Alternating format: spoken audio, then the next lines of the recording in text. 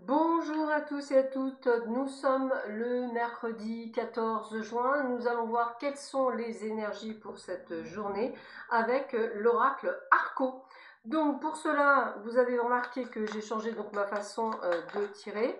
Donc on va demander à nos guides 3 cartes qui vont nous permettre de voir quelles sont les énergies de la journée, pouvoir les commenter en fonction de ce qu'ils vont me passer comme message pour vous. Alors, voyons voir ce que l'on a pour cette journée. Hop. Alors, voyons voir.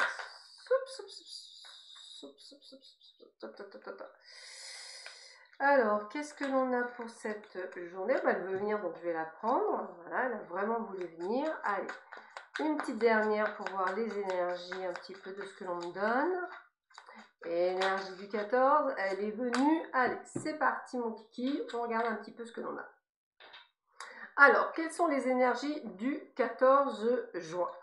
La première carte, c'est la rivalité. Donc, pour certains et certaines d'entre vous, cela vous parlera de triangulaire. Peut-être êtes-vous dans une triangulaire, peut-être est-ce assez compliqué pour vous au niveau sentimental. Peut-être attendez-vous de cette personne une réaction ou quelque chose et peut-être que vous, ça vous freine dans votre propre évolution.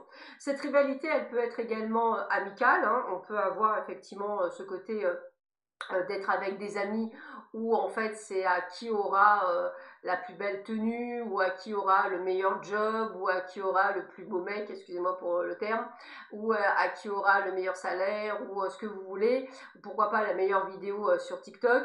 En tous les cas, voilà, on est vraiment sur cette rivalité. Ça peut être également une rivalité professionnelle avec effectivement des personnes qui convoitent la même place que vous ou qui vont tenter de vous poignarder dans le dos.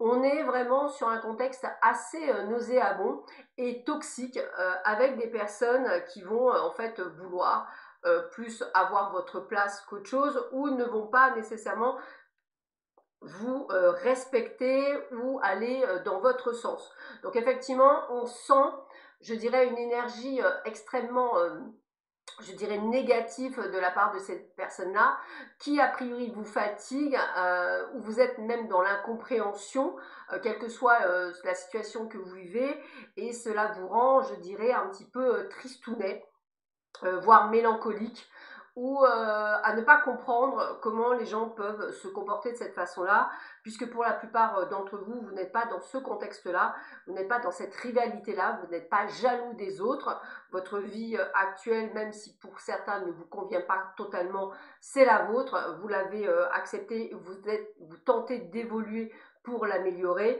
en n'allant pas nécessairement jalouser les autres. Donc j'ai vraiment cette énergie-là, donc méfiance quand même autour de vous.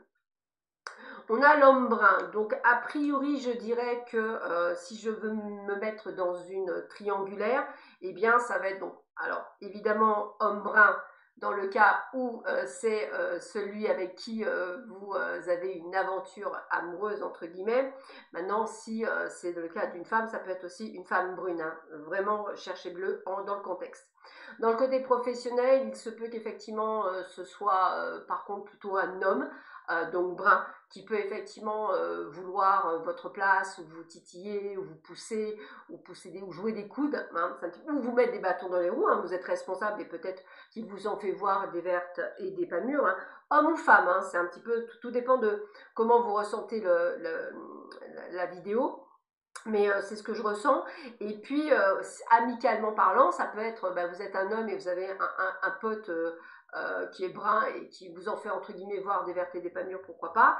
Ou alors, simplement, je dirais, une amie femme plutôt brune qui vous en fait voir des vertes et des pas mûres. Vous aurez compris que de toute façon, aujourd'hui, c'est plutôt la relation dite toxique, hein, voilà, toxique, qu'elle ce soit professionnelle, personnelle ou sentimentale, qui ressort dedans. Et c'est quelque chose qui, a priori, vous rend donc très triste et mélancolique, où je ne vois pas nécessairement aujourd'hui d'ouverture, que ce soit dans la communication, dans la compréhension. Il y a quelque chose qui me parle comme une forme de blocage. Alors ça peut être un blocage parce que les gens ont des œillères, ça peut être un blocage parce que les gens sont têtus ou sont carrément vraiment méchants, entre guillemets. Donc c'est à vous, en fait, à un moment donné, de vous extirper de cette situation, quelle qu'elle soit, pour penser à vous et uniquement à vous. Alors avec le fils, eh bien écoutez, j'ai envie de vous dire que ce n'est pas vous, donc la problématique, hein, la problématique elle est vraiment extérieure. C'est un peu comme si je vous disais, vous êtes le fil conducteur, hein, parce que on dit le fils, mais ça me fait aussi penser au fil conducteur. En tous les cas, il se peut également pour la triangulaire que l'excuse du siècle, eh bien, ça va être les enfants, qu'ils soient grands en bas âge ou en moyen âge. Voilà, ça veut dire bébé, ado, moyen âge. Enfin voilà, on est dans le contexte qu'il va y avoir une excuse. Moi, c'est ce que je vais vous dire, c'est qu'il va y avoir des excuses. Hein. Vous n'êtes pas, je dirais, la problématique. Il va y avoir des excuses au comportement de ces personnes-là, que ce soit dans le domaine sentimental, dans le domaine professionnel, eh bien on va peut-être vous trouver hautain ou hautaine, ou peut-être la grosse tête, alors que pas du tout, peut-être que ça a été mal perçu, mais vous aurez compris que c'est plutôt un contexte extérieur qui en fait va vous pénaliser vous.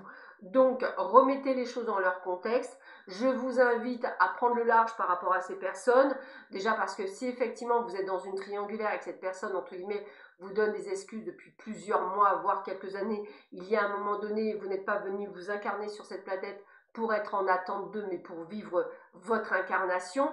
Donc si cette personne n'est pas prête, partez, faites votre life, même si vous l'aimez, et puis vous lui dites, quand tu seras prêt, tu me rappelles, si je suis dispo, peut-être qu'on fera quelque chose, si je ne le suis pas, tant pis pour toi. Voilà. Pour le côté amical, écoutez, dans ces conditions, ce n'est pas des vrais amis, donc vous pouvez très bien, je dirais, mettre de côté. Et si effectivement c'est dans le domaine professionnel, en fonction de ce que vous vivez, eh bien soit vous dénoncez auprès de votre hiérarchie, soit vous êtes le boss et c'est vous qui allez mettre les points sur les barres sur les T, voilà, soit effectivement c'est vraiment une ambiance qui devient exécrable pour vous et je vous inviterai à partir. Voilà, donc voilà pour cette journée du 14. Je vous souhaite à tous et à toutes une excellente journée. On se retrouve demain matin. À bientôt, au revoir.